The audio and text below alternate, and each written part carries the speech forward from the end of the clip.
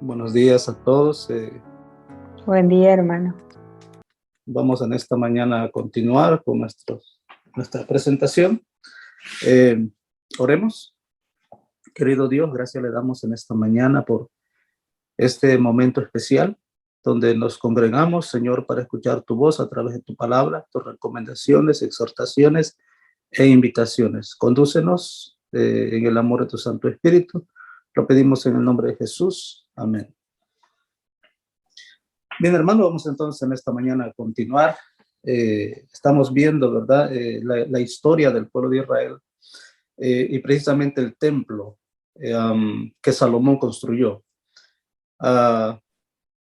Vemos que el templo de la cual Jesús hablaba en Mateo 24, de que no iba a quedar piedra sobre piedra, era el templo reconstruido después de que Babilonia la destruyó.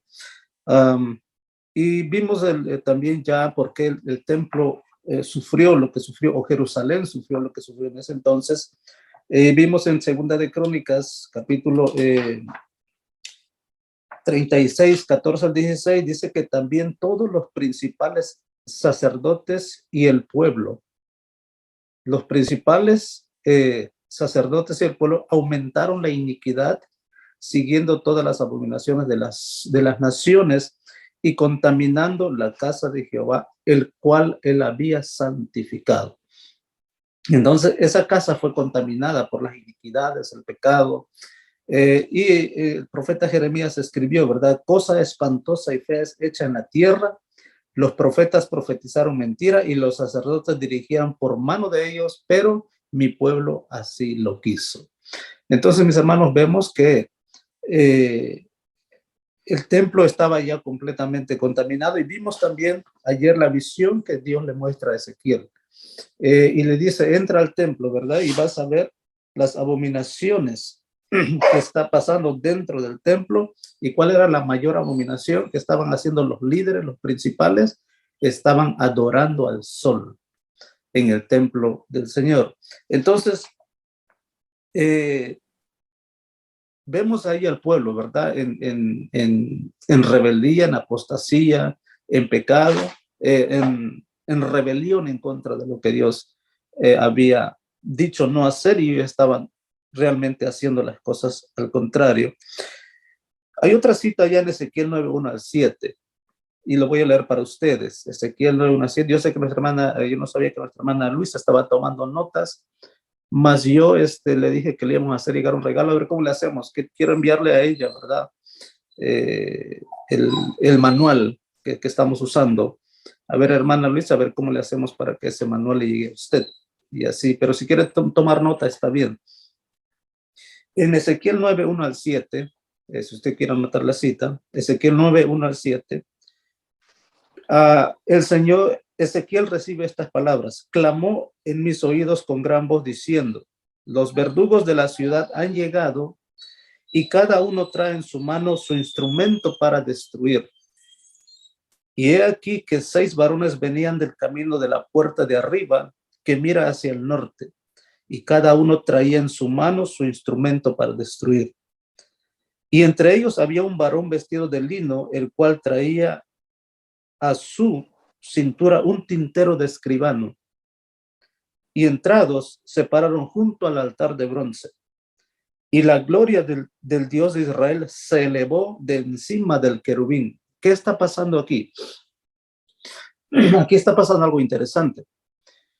Recordemos que cuando el santuario terrenal se inauguró, vamos a decirlo así, la Shekinah, la presencia de Dios descendió y la casa se llenó de humo. Y la presencia de Dios estuvo en el santuario. Cuando Salomón inaugura también el templo que Dios le manda a construir, ¿qué pasó? ¿Qué pasó? También nosotros leímos esa cita ayer, ¿verdad? De que el templo también se llenó de humo y nadie podía ministrar. ¿Qué representa eso? La gloria de Dios. Leímos que era la gloria de Dios que desciende. La Shekinah, como la conocemos, ¿verdad? Como se menciona. Entonces, la presencia de Dios también descendió en el templo de Salomón. Pero aquí está sucediendo algo interesante. Llegan los verdugos, llegan los que van a castigar a Jerusalén, ¿verdad? Y dice aquí que Y la gloria, cuando ellos llegan y se paran junto al altar de bronce, la gloria de Dios de Israel se elevó de encima del querubín. ¿Qué es lo que cubría el propiciatorio?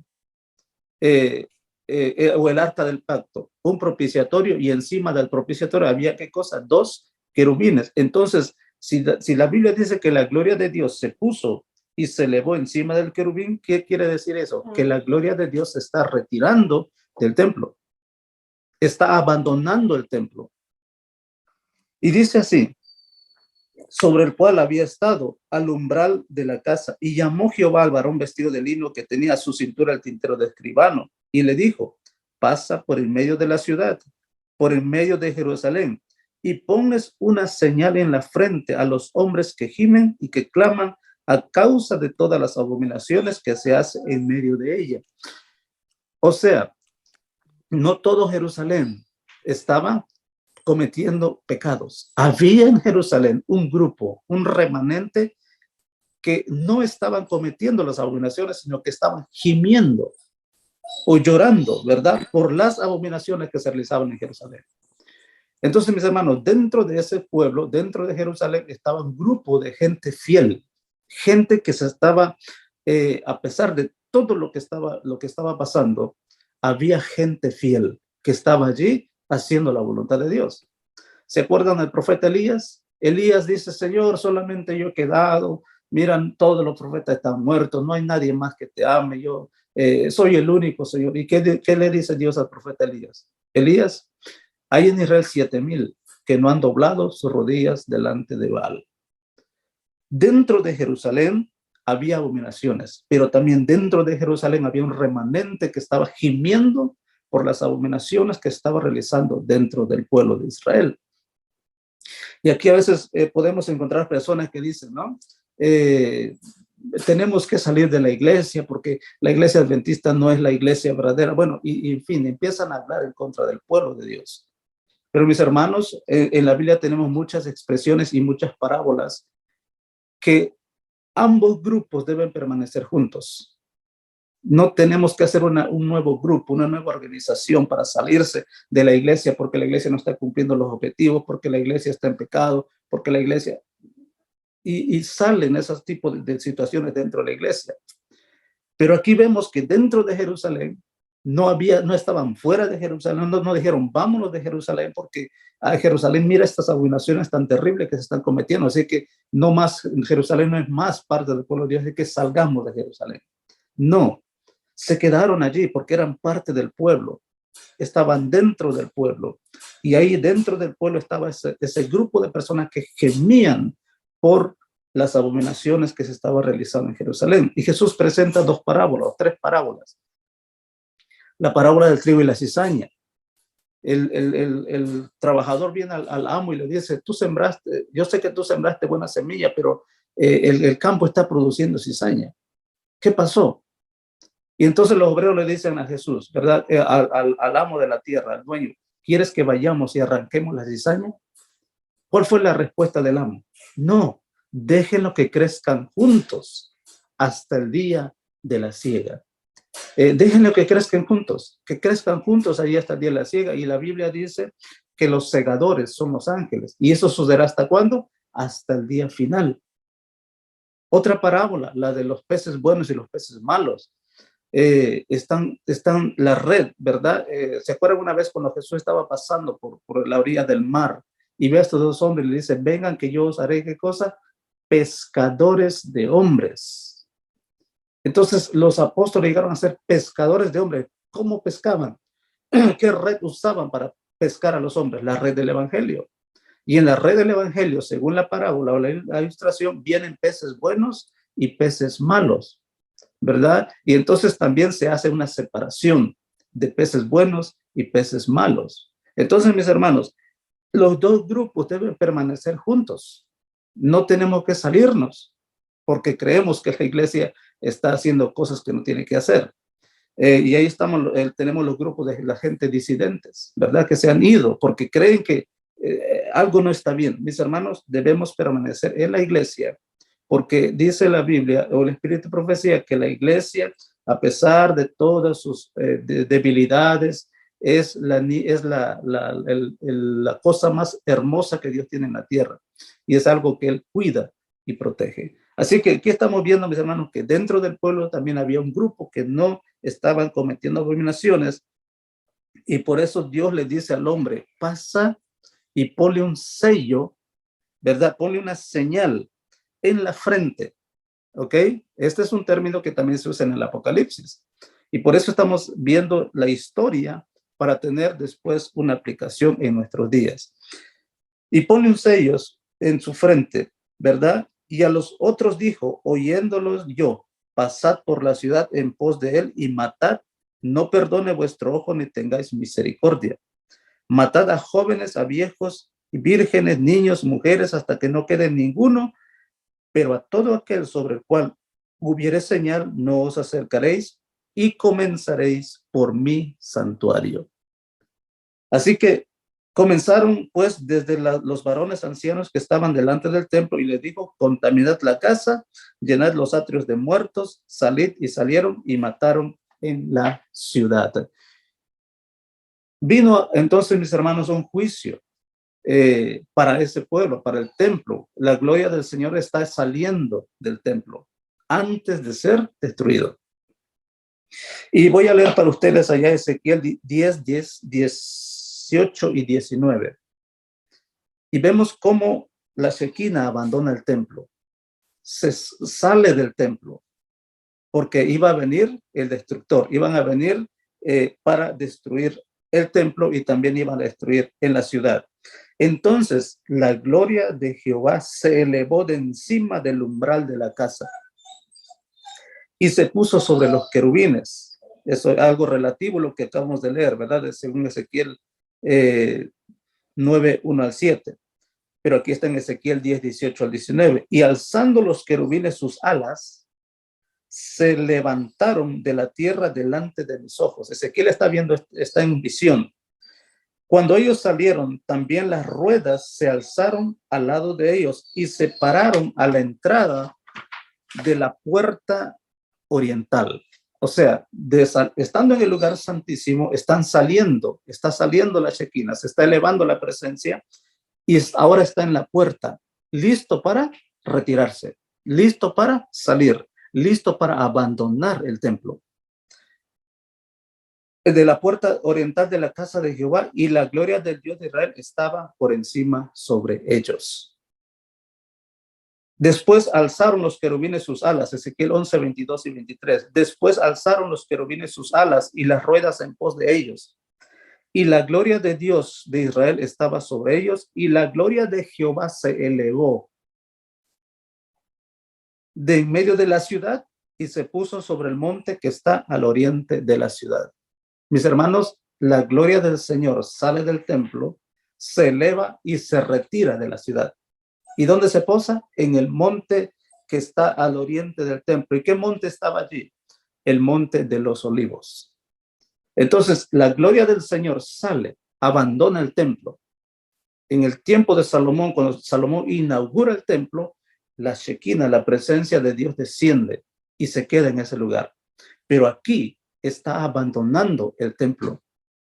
Está saliendo y dejando a Jerusalén desprotegido, dejando a la ciudad desprotegida, porque la presencia de Dios se está retirando de la ciudad. ¿Por qué? Porque Babilonia iba a venir e iba a destruir la ciudad. Y entonces, mis hermanos, la presencia de Dios se pone en el monte, se asienta en los olivos. Cuando Jesús estuvo en la tierra, hubo también el momento que abandonó el templo. En la última presentación, en la última entrada de Jesús al templo, y lo vamos a ver más adelante, también Jesús abandona el templo y se va ¿a dónde? Al monte de los olivos. Entonces, la presencia de Dios, dijimos que la casa de que Ageo construyó iba a ser más gloriosa porque en ella iba a estar la presencia de ¿quién? De Dios en persona. Por eso iba a ser más gloriosa. Pero aquí, mis hermanos, también en esa ocasión Jesús abandona el templo. Y aquí estamos viendo una representación de que cuando el templo va a ser destruido, Dios la abandona. Jerusalén va a ser destruido, Dios la abandona. Y mis hermanos, en los tiempos finales, el Señor dejará el lugar santísimo para venir, ¿qué cosa? A la tierra, porque la tierra ha llegado y ha colmado el tiempo de su gracia y de su tiempo de salvación. Ahora, cuando el Señor abandona el lugar santísimo en los últimos días antes de su venida, no es destruido el templo, ¿verdad? Porque es una representación solamente de lo que va a pasar en los últimos días. Así que he aquí que subirá una nube, y el profeta Jeremías está profetizando lo que va a acontecer a Jerusalén. He aquí que subirá como nube y su carro como torbellino. Más ligeros son sus caballos que las águilas. Ay de nosotros porque entregados somos a despojo. El profeta Jeremías está, ¿verdad? Profetizando las cosas que van a suceder a Jerusalén.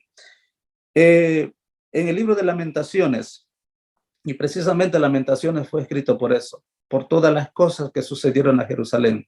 Y también fue escrito por el profeta Jeremías, ¿verdad? Lamentos, puras frases de tristeza, de lamentos por las cosas que iban a acontecer a Jerusalén. Y dice Lamentaciones 4:19, ligeros fueron nuestros perseguidores más que las águilas del cielo. Sobre los montes nos persiguieron, en el desierto nos pusieron emboscadas. Las águilas está refiriendo el profeta Jeremías a Babilonia, que iban a venir para destruir a Jerusalén. El profeta Habacuc también escribió referente a las águilas. Sus caballos serán más ligeros que leopardos y más feroces que lobos nocturnos, y sus jinetes se multiplicarán. Vendrán de lejos sus jinetes y volarán como águilas que se apresuran a devorar. Y el profeta Daniel, ¿por qué pensamos o por qué concluimos que las águilas representan a Babilonia? Porque en el Daniel 7:4 dice que las primeras eran como de león y tenían alas de ¿qué? Alas de águila, refiriéndose a quién? A Babilonia, quien iba a venir a destruir con su ejército a Jerusalén. Y también, mis hermanos, vimos en Mateo, cuando estuvimos leyendo Mateo, que en los tiempos antes que Jesús venga, habrá en la tierra, ¿qué cosa? Habrá pestilencia, habrá terremotos, habrá también espadas, ¿verdad? Y muchas cosas que nosotros ya mencionamos. Y el profeta Jeremías en el 32, capítulo 32, 24 y 25 dice, he aquí que con arietes han acometido la ciudad para tomarla.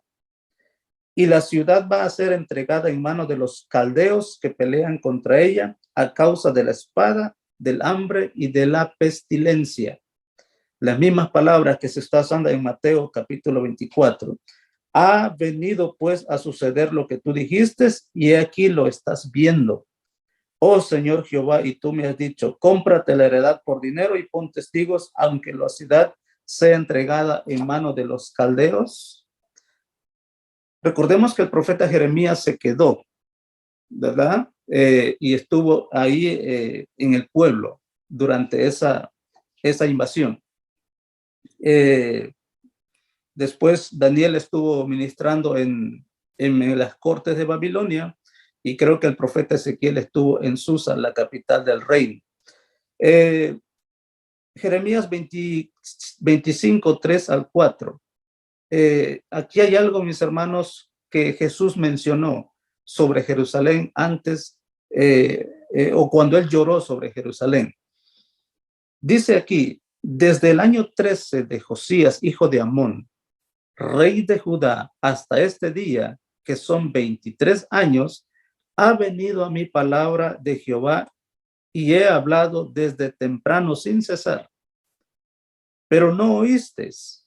Y envió Jehová a vosotros todos sus siervos, los profetas, enviándoles desde temprano y sin cesar. Pero no oísteis, ni inclinasteis vuestro oído para escuchar. O sea, Dios es algo a lo referente que Jesús está hablando.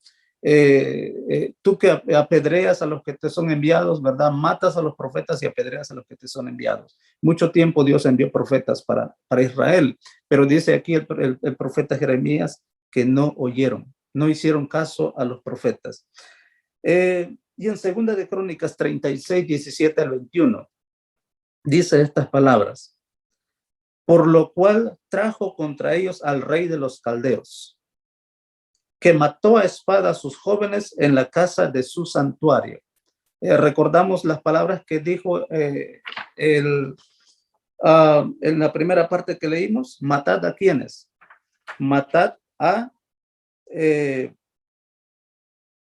jóvenes, ¿verdad? Matad a viejos, jóvenes y vírgenes, niños y mujeres, según el profeta Ezequiel 9:1-17. Y en Segunda de Crónicas 36, 17 al 21 está, ¿verdad? El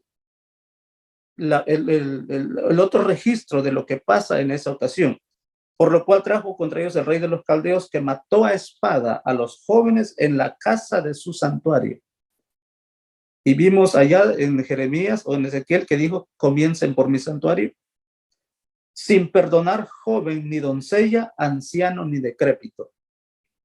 Todos los entregó en sus manos, asimismo todos los utensilios de la casa de Dios, grandes y chicos, los tesoros de la casa de Jehová y los tesoros de la casa del rey y de sus príncipes, todo lo llevó a Babilonia. ¿A quién se está refiriendo? A Nabucodonosor. Y quemaron la casa de Dios. Y quemaron la casa de Dios. ¿Sucedió eso, mis hermanos, 70 años, en el año 70 con el templo de Jerusalén? Sí, la historia dice que sí, que quemaron el templo, ¿verdad? Y cuando los invasores vieron que del templo emanaba oro, ¿qué pasó con el templo? Entonces destruyeron todo, y ahí se cumple lo que Jesús dice, que no quedará piedra sobre piedra. Y quemaron la casa de Dios y rompieron el muro de Jerusalén y consumieron a fuego todos sus palacios y destruyeron todos sus objetos deseables. Los que escaparon de la espada fueron llevados cautivos a Babilonia y fueron siervos de él y de sus hijos hasta que vino el reino de los persas, para que se cumpliese la palabra de Jehová por boca de Jeremías, hasta que la tierra hubo gozado de reposo, porque todo el tiempo de su asolamiento reposó hasta que los 70 años fueron cumplidos. ¿Qué reino sucedió al rey de Babilonia? Los persas, los medos y los persas. Y aquí está viniendo, dice: estarán allí hasta que vengan los persas. ¿Y quién dio la orden de la restauración de Jerusalén? ¿Verdad? Fue el siguiente reino. Entonces, mis hermanos, nosotros estamos viendo que los mismos acontecimientos que sucedieron con el primer templo, sucedió con el segundo templo, de la cual Jesús estaba hablando en Mateo capítulo 24.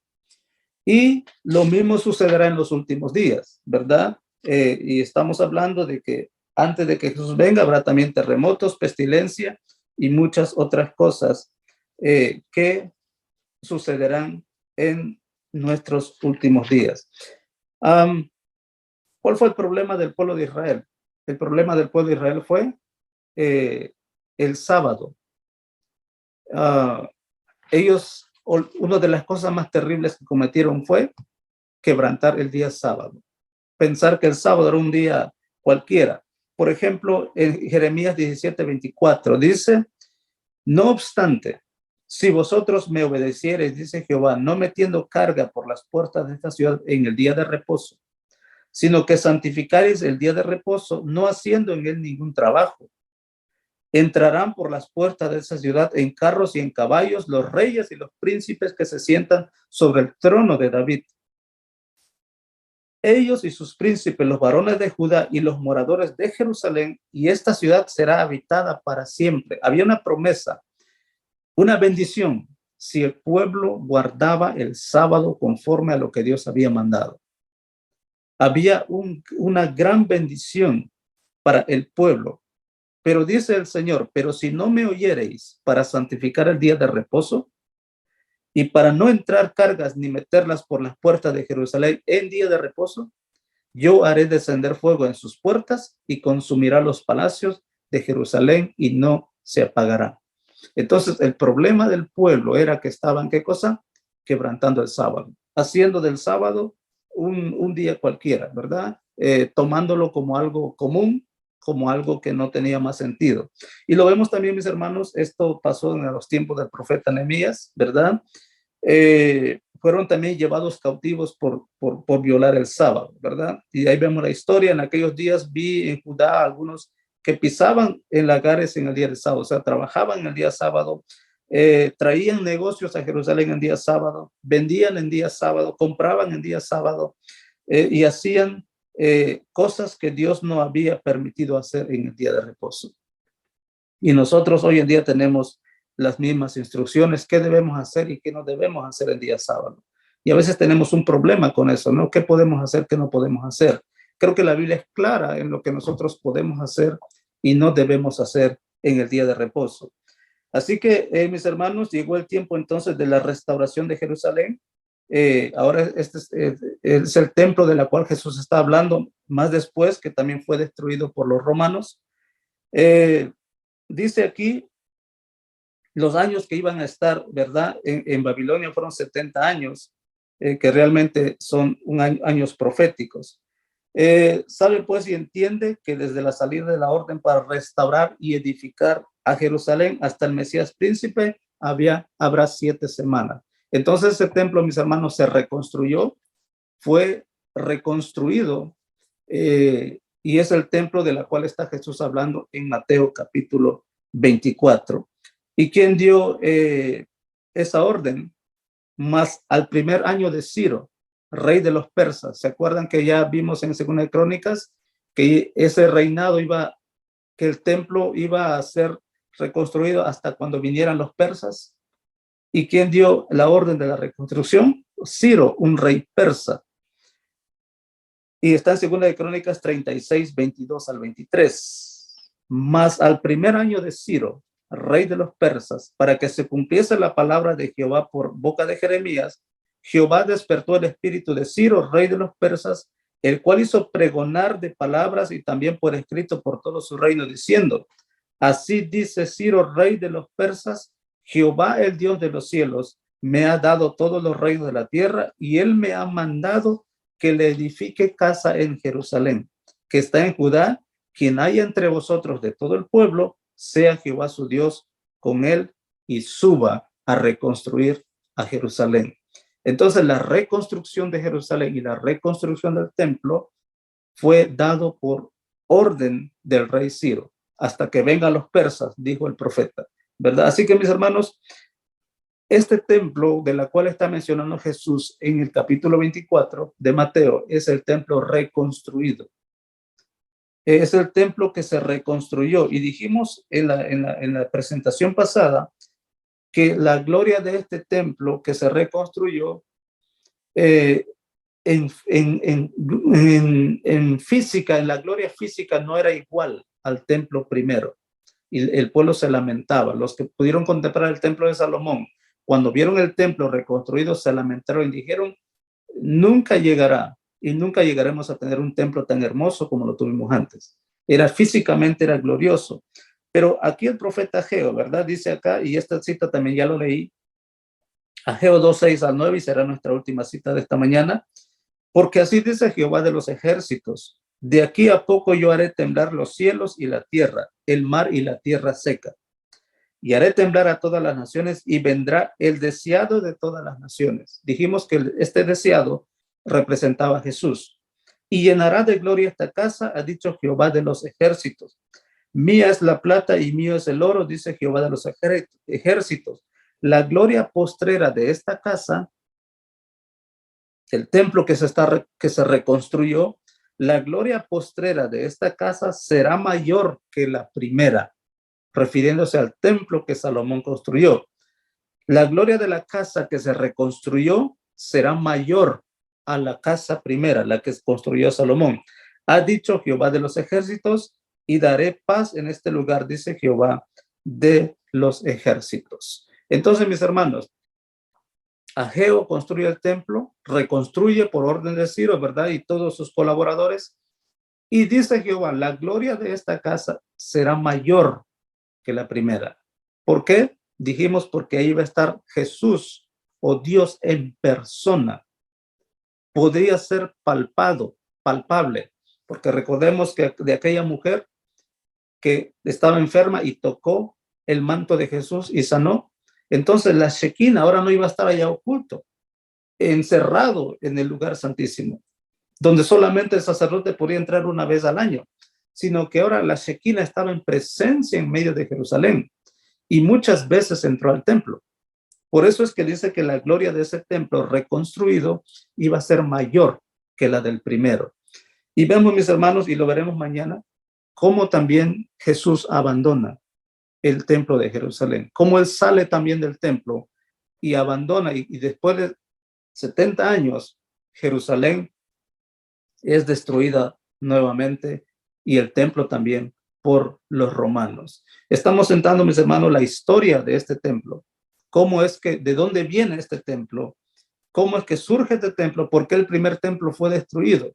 ¿Por qué el primer templo fue quemado? ¿Por qué el primer templo fue derribado, destruido?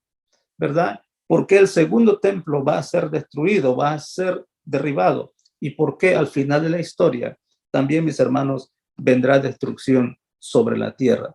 Así que quedaremos aquí y mañana daremos conclusión a este tema que estamos presentando en cuanto al templo de Jerusalén que Jesús menciona en Mateo capítulo 24. Así que, mis hermanos, que Dios les bendiga, que Dios les guarde. No se pierdan la parte de mañana, que es la conclusión de esta presentación. No avanzamos mucho, ¿verdad? El material, pero el Señor nos ayudará para seguir estudiando en alguna otra oportunidad. Así que inclinemos nuestro rostro para orar. Señor, gracias le damos, porque a través de la historia de tu palabra nosotros vamos a entender y comprender los tiempos que nos ha tocado vivir. Señor, ayúdanos y guárdanos en tu precioso nombre. En esta mañana que tu Santo Espíritu traduzca lo que en esta mañana se dijo a los oídos y a los pensamientos de tus hijos. Y que podamos, Señor, adquirir de esto lecciones para nuestra salvación. Bendice a tu pueblo aquí reunido. Ellos han presentado en esta mañana sus necesidades, sus preocupaciones. Oh Padre eterno, oramos y pedimos nuevamente por todos. Y por aquellas peticiones que no fueron expresadas también. Señor, tú conoces cada necesidad. Tú conoces cada preocupación de tus hijos en esta mañana. Así que, Señor, guárdanos en tu nombre en este día. Que tu Santo Espíritu nos acompañe. Y que en este día nuestra relación contigo pueda ser mejor. Gracias por escuchar nuestra oración. Perdona nuestros pecados, más lo pedimos en el nombre de Jesús. Amén. Amén.